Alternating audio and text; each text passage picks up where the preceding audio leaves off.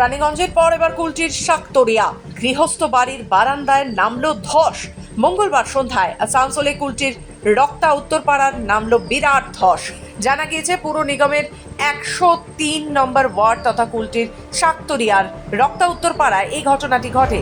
স্থানীয় অসীম গোপ পরিবারের বাড়ির বাগান এই ধসের ঘটনাটি ঘটে। আর এই ধসের জেরে বাড়ির বাউন্ডারির দেওয়াল মাটির নিচে তলিয়ে যায়, সঙ্গে বাগানের মধ্যে থাকা শৌচালয়টিও ঝুলে রয়েছে। ধস ক্রমশ এগোচ্ছে ওই পরিবারের বাড়ির দিকে। তবে বুধবার ধস ভয়াবহ আকার ধারণ করে।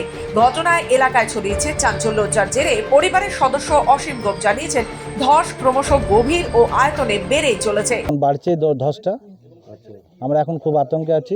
রাত্রে বাড়িতে ছিলাম না। কটা নাগাদ হয়েছিল এটা? বিকেল 4টার সময়। আমাদের আশেপাশের ঘরগুলো অনেক অসুবিধার মধ্যে আছে, তাদের ঘরগুলো হয়ে যেতে পারে। কি চাইছে তুমি? আমাদের পুনর্বাসন হলে খুব সুবিধা হয়।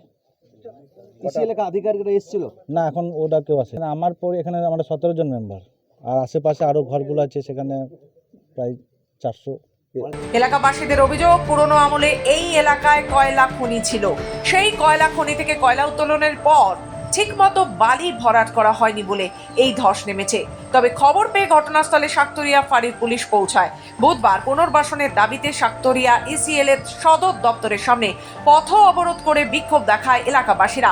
এই বিক্ষোভের নেতৃত্বে ছিলেন আসানসোল পৌর নিগমের 103 নম্বর ওয়ার্ডের তৃণমূল কাউন্সিলর তারকনাথ ধীবর এবং স্থানীয় তৃণমূল নেতারা। ঘটনা কালকে সন্ধ্যাবেলায় আমি খবর পাই যে এখানে পুরো ধস নেমে গেছে। তারপরে আজকে আমি সকালে আসি, পুলিশ এসেছিল, সকালে এসে দেখি পুরো ধস নেমে গেছে, দিয়ার ফেল ঢুকে গেছে। আমরা চাইছি যে ইসিএল থেকে যেগুলো করেছে, এটা তো ইসিএল পুরো ভেতর থেকে খোকলা করে নিয়েছে, ওদের কাজ পেরিয়ে গেছে, ওরা ছেড়ে দিয়েছে। কালকে 6 তারিখে 4টার সময় এই ধস নেমেছে। ওদের যার বাড়িতে ধস নেমেছে তার নাম অসীম গোপ, উনি আমাকে ফোন করেছিল। তো কালকেও এসেছিলাম, আজকে এসেছি। আমরা যে ইসিএল আছে, যারা আছে পদাধিকারী, তাদেরকে আমরা ফোন করেছিলাম। তারা বলে ইনকোয়ারি করে দেখছি কী করা যায়। এবং শাকতরিয়া ফাঁড়িতেও ফোন করেছিলাম যে স্যার এই হয়েছে।